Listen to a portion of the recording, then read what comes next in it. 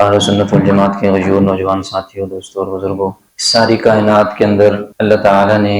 جتنی بھی اشیاء پیدا فرمائی ہیں، سورج اور چاند ہوں، ستارے ہوں، کہکشاں ہوں، پہاڑ ہوں، جتنی بھی چیزوں کو گنتے چلے جائیں، دن اور رات کا نظام ہو، اسی طرح موسموں کا آنا جانا ہو، یہ سب کے سب اللہ تعالیٰ کی نشانیاں ہیں، اللہ تعالیٰ کی قدرت کا مظہر ہے۔ انسان ان میں غور کر کے، فکر کر کے اللہ تعالیٰ کی وحدانیت تک، اللہ کی ذات تک پہنچ سکتا ہے۔ قرآن نے بار بار اس غور و فکر کی دعوت دی۔ موسموں کا آنا جانا، دنوں کا تبدیل ہونا، یہ سب کے سب اللہ تعالیٰ کے قبضہ میں ہے، اختیار میں ہے۔ اللہ نے قرآن میں اس کی طرف بار بار توجہ دلائی ہے۔ تو آج کی اس مجلس میں انشاءاللہ مختصر ترین آپ کی توجہ اس بات کی طرف دلاؤں گا کہ یہ جو موسم تبدیل ہوا، گزشتہ گرمی کا موسم تھا، اب سردیوں کا موسم شروع ہونے والا ہے، تو اس سے متعلق چند گزارشات ہیں، عرض کرتا ہوں۔ اللہ تعالیٰ صحیح طریقے سے گفتگو کرنے کی، ہم سب کو عمل کرنے کی توفیق نصیب فرمائے۔ قرآن مجید میں اللہ تعالیٰ ارشاد فرماتے ہیں، یولج اللیل فی النہار ویولج النہار فی اللیل۔ اللہ تعالیٰ وہ ذات ہے جو یولج اللیل فی النہار، جو رات کو دن کے اندر داخل کر دیتا ہے، ویولج النہار فی اللیل، اور دن کو رات میں داخل کر دیتا ہے۔ کیا مطلب؟ ہم گرمیوں کے اندر دیکھتے ہیں کہ راتیں چھوٹی ہو جاتی ہیں، دن لمبا ہو جاتا ہے، یعنی رات کا کچھ حصہ دن میں داخل ہو کر دن لمبا ہو جاتا ہے۔ سردیاں آتی ہیں تو دن چھوٹے ہو جاتے ہیں، رات لمبی ہو جاتی ہے، دن کا کچھ حصہ رات میں چلا جاتا ہے، داخل ہو جاتا ہے۔ تو یہ سارا سلسلہ اور یہ سارا نظام بنانے والا اللہ ہے، تاکہ انسان جو ہے نا اللہ تعالیٰ کی ذات تک پہنچنے کے لیے کسی بھی زندگی کے جو ہے نا وہ موڑ پر، کسی بھی کیفیت پر غور کرے تو اللہ تک پہنچ سکتا ہو، دیکھ سکتا ہو کہ یہ کام اللہ کے سوا کوئی نہیں کر سکتا، وہی اس لیے میرا مالک ہے اور خالق ہے۔ اسی طرح اسی نعمت کی قدردانی کو اللہ تعالیٰ نے پہچاننے کے لیے 20ویں پارے کے اندر بھی ہمیں سمجھایا۔ قُلْ أَرَأَيْتُمْ إِنْ جَعَلَ اللَّهُ، میں تیزی سے آگے چل رہا ہوں، چند اعمال کی طرف آنا چاہتا ہوں، صرف تھوڑا سا آپ اہمیت کو سمجھ لیجئے۔ إِنْ جَعَلَ اللَّهُ عَلَيْكُمُ اللَّيْلَ سَرْمَدًا إِلَى يَوْمِ الْقِيَامَةِ، اے لوگو، اگر اللہ تعالیٰ قیامت کے دن تک مسلسل جو ہے نا وہ رات ہی کر دے، مَنْ إِلَٰهٌ غَيْرُ اللَّهِ يَأْتِيكُمْ بِضِيَاءٍ، تو کون ہے ساری کائنات کے اندر جنہیں تم چھوٹے چھوٹے معبود بنا رکھے ہیں، کون ہے پھر تمہارے لیے روشنی نکال کر کے لے آئے؟ کوئی اللہ کے علاوہ یہ کام کر نہیں سکتا۔ اگر یہ آپ نے فرمایا اور کون ہے وہ، اگر اللہ تعالیٰ تمہارے اوپر جو ہے نا ساری رات ہی رات کر دے، اندھیرا بنا دے، تو کائنات میں کوئی ایسا فرد نہیں ہے، کوئی ایسی چیز نہیں ہے، کوئی ایسا تصور نہیں ہے، کوئی ایسا نظریہ نہیں ہے جو تمہارے لیے پھر جو ہے نا وہ اس دن کو رات میں یا رات کو دن کے اندر تبدیل کر دے۔ یہ خالص اللہ کی ذات کا کام ہے۔ تو دنوں کا آنا جانا، موسموں کا تبدیل ہونا، یہ اللہ کی قدرت اور نشانیاں ہیں۔ اور اہل ایمان کے لیے تو اللہ تعالیٰ نے بہت ہی آسانیاں رکھی ہیں، زندگی کا کوئی موڑ اور شعبہ نہیں ہے۔ میں اکثر ذکر کرتا ہوں کہ اسلام آپ کا دامن چھوڑ دے، اسلام آپ کو رہنمائی فراہم نہ کرے کہ آپ کسی غیر کے محتاج ہوں، چاہے وہ تعلیم بیت الخلاء سے متعلق ہو یا بیت اللہ کے ادب اور احترام سے متعلق ہو، ہر موقع اور موڑ پر اسلام نے آپ کا دامن تھاما ہوا ہوتا ہے، تاکہ میرا ماننے والا کسی غیر کی طرف نظر نہ کرے زندگی کے کسی لمحے کے اندر بھی۔ اسی طرح یاد رکھیں، یہ گرمی اور سردی کا آنا جانا، اس کے اندر ایک بات اور بھی ہے، ہر جو چیز دنیا میں جتنے بھی کام ہو رہے ہیں ان کے چند ظاہری سبب ہوتے ہیں، چند چھپے ہوئے پوشیدہ حکمتیں ہوتی ہیں، چھپے ہوئے سبب بھی ہوتے ہیں، باطنی سبب ہوتے ہیں۔ تو ایک مسلمان کے لیے ظاہری اسباب کا بھی جو ہے نا وہ خیال رکھنا، اور اسی طرح جو ہے نا باطنی اسباب کو بھی ماننا، یہ اسلام جو ہے نا ہمیں سکھاتا ہے۔ ظاہری طور پر ہمیں نظر آتا ہے کہ سورج جوں جوں خط استوا کے قریب آتا ہے اور ہماری اس لائن سے اوپر سے گزرتا ہے تو گرمی بڑھتی ہے، جوں جوں خط استوا سے دور جاتا ہے تو ظاہری سبب یہ ہے کہ پھر چونکہ سورج دور ہو گیا تو اس لیے جو ہے نا سورج کی تپش وہ ہمارے اوپر نہیں پڑتی تو سردی آ جاتی ہے، گرمی کا زور ٹوٹ جاتا ہے۔ لیکن باطنی سبب صحیح مسلم کی روایت کے اندر سرکار نے بیان فرمایا صلی اللہ علیہ وسلم کہ جہنم نے اللہ کے سامنے التجا کی، درخواست کی کہ یا اللہ، میرا اتنی آگ ہے، اتنی گرمی ہے، ہر وقت جلتے رہنا، تو اس سے میرا بعض حصہ دوسرے بعض حصے کو کھا کر اس سے مجھے تکلیف پہنچتی ہے، آپ مجھے سانس لینے کی اجازت مرحمت فرمائیے۔ اللہ نے سانس لینے کی سال میں 2 بار اجازت دے دی۔ اسی روایت کے اندر آتا ہے، یہ جو تم گرمی دیکھتے ہو یہ جہنم کے سانس لینے کی وجہ سے ہے، جو سردی دیکھتے ہو یہ اسی جہنم کے سانس لینے کی وجہ سے ہے۔ اب اس کی حقیقت میں کیفیت کیسی ہے ہمیں نہیں معلوم کہ کیسے لیتی ہے، لیکن ایمان ہے، صحیح روایت چونکہ موجود ہے، اور ہم ان باطنی چیزوں پر ایمان بھی رکھتے ہیں۔ اللہ کو نہیں دیکھا ہم مانتے ہیں، جنات کو نہیں دیکھا، آپ اس کو ڈیفائن نہیں کر سکتے، تجربے سے ثابت نہیں کر سکتے، ہم مانتے ہیں۔ فرشتوں کو نہیں دیکھا ہم مانتے ہیں۔ تو اسی طرح جو باطنی کیفیات کی جتنی غیب کی ایمان کی چیزیں ہم اس پر من و عن جیسے حدیث کے اندر بیان ہوا ایمان رکھتے ہیں، کوئی تعویل نہیں کرتے، کوئی کیفیت اس کی بیان کرنے کی کوشش نہیں کرتے۔ تو ایک تصور اس کے اندر یہ ہے کہ اللہ تعالیٰ نے دنیا کے اندر یہ نظام گرمی اور سردی کا یوں چلایا، جہنم کی گرمی اور جہنم کی وجہ سے یہ سردی دنیا کے اندر پھیلتی ہے۔ یہاں ایک بات اور سمجھ لیجئے کہ ہر انسان کا اپنا ایک طبیعت ہے، اپنا ایک مزاج ہے۔ یہ گرمی اور سردیوں کا آنا جانا آپ کو اور مجھے تسلیم اور رضا کا پیکر بھی بناتا ہے۔ اللہ کے سامنے، اللہ کے حکم کے سامنے جھکنے کا تصور ہمارے دماغ میں بٹھاتا ہے۔ کیسے؟ آپ کو اور میرا اپنا اپنا مزاج ہے۔ بعض لوگوں کو سردیوں کا موسم پسند ہوتا ہے اپنے جسمانی ساخت کے اعتبار سے، مزاج کے اعتبار سے، اور بعض لوگوں کو گرمیوں کا موسم پسند ہوتا ہے، سردیاں انہیں اچھی نہیں لگتی۔ تو جیسے اللہ نے اور بہت سارے نظام اپنے ہاتھ میں رکھے، رزق اپنے ہاتھ میں رکھا، زندگی اور موت اپنے ہاتھ میں رکھی، یہ ہواؤں کا نظام سانس لینے کا یہ اپنے ہاتھ میں رکھا، پانی جو ہے نا اپنے ہاتھ میں رکھا، رزق اپنے، مختلف چیزیں اللہ نے اپنے ہاتھ میں رکھی۔ تو یہ نظام اور سلسلہ گرمیوں کا، سردیوں کا، بہار اور خزاں کا، کہاں کس علاقے میں کون سا موسم ہونا ہے یہ اللہ نے اپنے اختیار میں رکھ دیا۔ کب کہاں پر بارش ہونی ہے ہر ایک اللہ نے اپنے اختیار میں۔ ورنہ اگر مجھے سردی اچھی لگتی ہے تو میری چاہت ہوگی کہ ہر وقت جو ہے نا وہ سردی ہو، اگر مجھے گرمی اچھی لگتی ہے میری چاہت یہ ہوگی کہ ہر وقت گرمی ہو۔ تو اللہ نے اس سارے نظام کو جو ہے نا اپنے اختیار میں رکھ کر انسان کو بتلا دیا کہ زندگی کے جیسے سارے اعمال کے اندر تم جو ہے نا میرے محتاج ہو، میرے حکموں پر چلو گے، اسی طرح یہ سلسلہ بھی ایسا ہی ہے، گرمیوں اور سردیوں کا آنا جانا۔ تمہیں صرف دنیا کی زندگی میں اللہ کے حکموں کا تابع ہونا ہے، کسی چیز کی اور پرواہ نہیں کرنی، اللہ کے حکم کے مطابق زندگی گزارتے رہو گے۔ تو یہ سلسلہ کائنات کے اندر یوں ہی چلتا رہتا ہے۔ تو بہرحال اس پر میں اور جتنی باتیں کروں وہ کم ہیں اور کر سکتے ہیں، لیکن میرے خیال سے کافی ہیں۔ ایک دو تین اعمال کی طرف بات کرتا ہوں، وقت ہمارے پاس کم ہے۔ تو یہ تسلیم اور رضا کا پیکر جب انسان بنتا ہے نا، کیوں یہ بات انسان کے دل و دماغ میں بٹھائی جاتی ہے؟ قرآن نے یہ بات بھی سمجھائی ہے، عسیٰ ان تحبوا شیئا وہو شر لکم، بعض دفعہ تم کسی چیز کو پسند کرتے ہو سکتا ہے تمہارے حق میں وہ بہتر نہ ہو، وعسیٰ ان تکرہوا شیئا وہو خیر لکم، اور بعض دفعہ تم کسی چیز کو ناپسند کرتے ہو، اللہ نے اس میں تمہارے حق میں بہتری اور خیر لکھی ہوتی ہے۔ میں سمجھتا ہوں میرے لیے سردیوں کا موسم اچھا ہے، میرے جسم کے لیے اچھا ہے، میری طبیعت کے لیے اچھا ہے، لیکن پتہ نہیں وہ میرے لیے حقیقت میں اچھا ہے یا نہیں ہے، یہ تو اللہ کو پتہ ہے۔ صرف میرے لیے میری ذات نہیں ہے، اس کائنات کا نظام بھی ہے اس کے ساتھ، جب وہ بگڑے گا تو میں خود بخود بگڑنا شروع ہو جاؤں گا۔ تو اللہ نے سارے کائنات کے نظام کو برقرار رکھنے کے لیے اپنی حکمتوں کے مطابق یہ موسموں کا نظام چلایا، سارا سلسلہ۔ اللہ تعالیٰ ہمیں اس بات کو عقیدے کی اور اس نظریے کی اہمیت کو سمجھنے کی توفیق نصیب فرمائے۔ اسی طرح اس سردیوں کے موسم کی جو بڑی خاص اور بہترین بات ہے، حدیث نے اس کو ذکر کیا، ان لنفسک علیک حقا، کہ تمہارے جو ہے نا جسم کا تمہارے اوپر حق ہے۔ مختلف موقعوں پر یہ چیز بیان ہوئی، جیسے گرمیوں کی میں نے ترتیب بتائی تھی، سردیوں کا موسم شروع ہوتا ہے، اپنے جسم کو،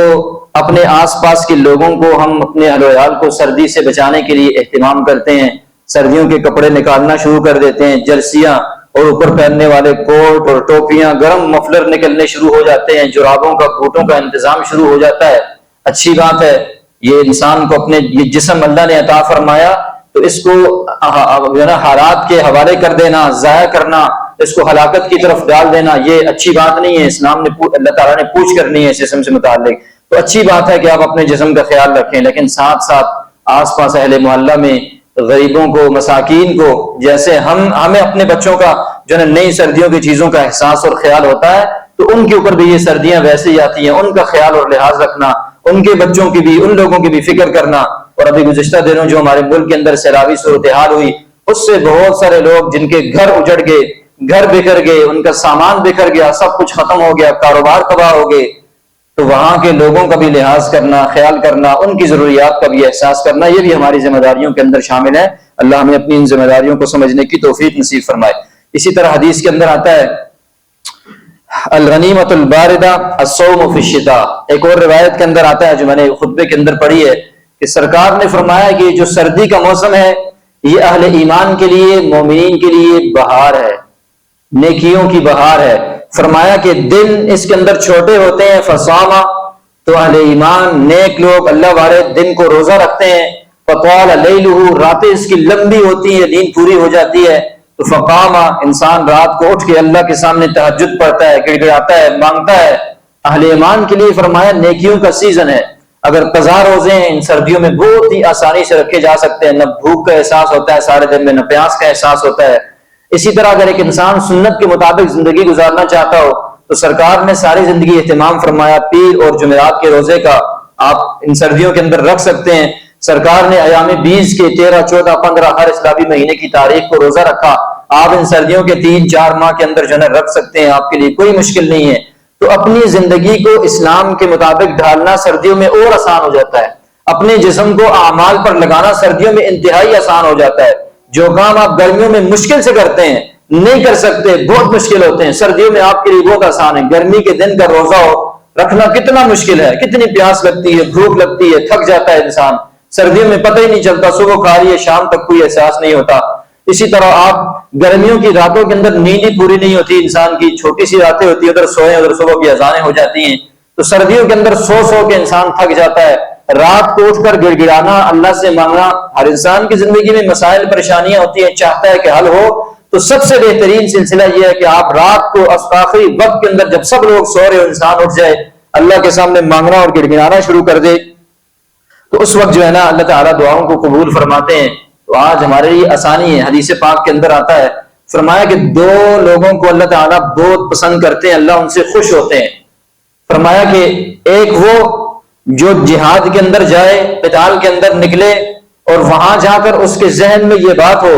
کہ اگر میں میدان جنگ سے بھاگوں گا گناہ کبیرہ ہے، اللہ مجھے عذاب دیں گے، پکڑ کریں گے۔ اور دوسرا یہ، اگر میں ڈٹ کر کے میدان میں کھڑا رہوں گا، لڑوں گا تو شہید ہو جاؤں گا، اللہ مجھے اجر ثواب عطا فرمائیں گے۔ تو پھر میدان میں جاتا ہے، پیٹھ نہیں پھیرتا، ڈرتا ہے اللہ کے عذاب اور پکڑ سے، ڈٹ کر لڑتا ہے، شہید ہو جاتا ہے۔ تو فرمایا کہ اللہ تعالیٰ جو ہے نا اس بندے سے خوش ہوتے ہیں، فرشتوں کی مجلس میں پوچھتے ہیں اس بندے کو کس چیز نے اس تکلیف اور پریشانی مصیبت کو برداشت کرنے کے لیے، مشقت کو برداشت کرنے کے لیے اس کو یہ جذبہ عطا کیا، کیوں اس نے اتنی محنت کو قبول کر کے اپنی جان بھی دے دی۔ تو جو ہے نا فرشتے کہتے ہیں کہ یا اللہ، اس کو تیرے عذاب کا ڈر بھی تھا اور تیرے ثواب کی امید بھی تھی، اس نے اس کو مجبور کیا کہ یہ کام یوں تیری رضا کے مطابق کر لے۔ تو فرمایا فرشتوں گواہ رہو، میں جس چیز سے یہ ڈرتا ہے اس سے اس کو پناہ دیتا ہوں، اور جس کی امید رکھتا ہے وہ اس کو ادا کر کے جنت کا داخلہ نصیب کرتا ہوں۔ یہ پہلا بندہ۔ دوسرا وہ، فرمایا دوسرا وہ شخص جو ہے نا اللہ تعالیٰ کی رضا کے لیے رات کو اپنے گرم بستر سے اٹھتا ہے، اٹھ کر کے وضو کرتا ہے، پھر اللہ کے سامنے کھڑا ہو جاتا ہے اور اللہ کے سامنے جو ہے نا نماز ادا کرتا ہے، گڑ گڑاتا ہے، اللہ سے مانگتا ہے۔ فرمایا اللہ پھر فرشتوں سے سوال کرتے ہیں اس کو کس چیز نے رات کی جو ہے نا پہر کے اندر گرم بستر سے اٹھا کر اس تکلیف پر ٹھنڈے پانی سے اور وضو کر کے میرے سامنے کھڑا کر دیا، اس کو کیا ہوا؟ کہا اللہ یہ بھی تیرے عذاب سے ڈرتا ہے، تیری پکڑ سے، اور تجھ سے ثواب کی امید رکھتا ہے، تیری رحمت کا امیدوار ہے، اس لیے یہ رات کو اٹھتا ہے، بستر کو چھوڑتا ہے، وضو کرتا ہے، تیرے سامنے جھک جاتا ہے۔ فرمایا گواہ رہو، اس سے بھی عذاب کو جس سے ڈرتا ہے دور کرتا ہوں، جس کی امید رکھتا ہے ثواب کی وہ اس کو دیتا ہوں، اس کو جنت کے اندر داخل کرتا ہوں۔ تو یہ اللہ تعالیٰ کا یہ ایک ہمارے لیے انعام ہے سردیوں کا، اور یہ گرمیوں کا سیزن کا تبدیل ہونا، گرمیوں کے سیزن کے اپنے فضائل، سردیوں کے اپنے فضائل ہیں۔ انسان اللہ کی طرف بڑھنا چاہتا ہے تو صرف اس موسم کی تبدیلی سے انسان اللہ تک پہنچ سکتا ہے۔ ان دنوں کے اور راتوں کے بڑے اور چھوٹے ہونے سے انسان اپنی زندگی کی جو ہے نا روٹین کو درست کر کے اللہ تک پہنچ سکتا ہے، لیکن تب جب آپ کے اور میرے اندر یہ احساس بیدار ہو جائے، تب جب آپ اور میں جو ہوں نا اس بات کے لیے تیار اپنے آپ کو کر لیں۔ روایت کے اندر آتا ہے کہ سرکار نے صحابہ کرام کو کہا کہ میں تمہیں ایسی بات نہ بتاؤں کہ جس سے تمہارے گناہ معاف ہو جائیں اور اللہ تمہارے درجات بلند کر دے؟ تو فرمایا کہ یا رسول اللہ ضرور بتائیے۔ تو فرمایا سرکار نے اسباغ الوضوء علی المکارہ، کہ جب تنگی ہو، پریشانی ہو، مشکل وقت ہو، اس وقت مکمل وضو کرنا، اس سے اللہ تعالیٰ تم سے راضی بھی ہو جائے گا، تمہارے گناہوں کو معاف فرمائے گا، تمہارے درجات کو بلند کر دے گا۔ سردی میں کتنا مشکل ہے ٹھنڈے پانی سے صبح وضو کرنا، عشاء کے لیے، مغرب کے لیے، ہر نماز کے لیے وضو کرنا، چاہے گرم پانی سے بھی وہ مشکل ہوتا ہے، بار بار نمازوں کے لیے وضو کرنا۔ فرمایا کہ اس موسم کے اندر اگر انسان اپنے آپ کو کامل وضو کرے، کامل کا لفظ کیوں استعمال کیا؟ کہ سردی میں انسان پانی سے ڈرتا ہے، گھبراتا ہے تو کم استعمال کرتا ہے، یا جسم پر خشکی ہونے کی وجہ سے جو ہے نا وہ مکمل جو ہے نا وہ وضو کی اعضاء جو ہے نا وہ صحیح دھلتے نہیں ہیں، تو صحیح طریقے سے کامل طریقے سے مل کر رگڑ کر دھو لینا اپنے اعضاء کو، پانی پہنچانا، تو یہ مشقت میں ڈالنا ہے اپنے آپ کو، ورنہ سردی میں انسان کہتا ہے بس جلدی سے کر لے اور پانی ڈال لے قصہ ختم ہو جائے. تو اس تکلیف کو برداشت کرنے پر اور اسلام کے حکم پر عمل کرنے پر اللہ نوازتا ہے. اللہ ہمیں ان باتوں پر عمل کرنے کی توفیق نصیب. آخر میں ایک دو باتیں، یہ بات بھی ذہن نشین کر لیجئے کہ سردیوں کے اندر ہر موسم کے اپنے معاملات ہوتے ہیں. حدیث میں آتا ہے المسلم من سلم المسلمون من لسانه ویدہ، کامل مومن وہ ہے جس کے ہاتھ سے، اس کی زبان سے دوسرے مسلمان محفوظ رہیں.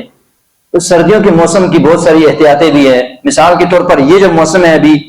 اس کے اندر بہت سارے لوگ اپنی طبیعت اور مزاج کی وجہ سے ان کو ٹھنڈ لگنا شروع ہو جاتی ہے، جیسا کہ ہمارے بزرگ حضرات ہو گئے، اور بھی لوگوں کو ٹھنڈ لگنا شروع ہو جاتی ہے.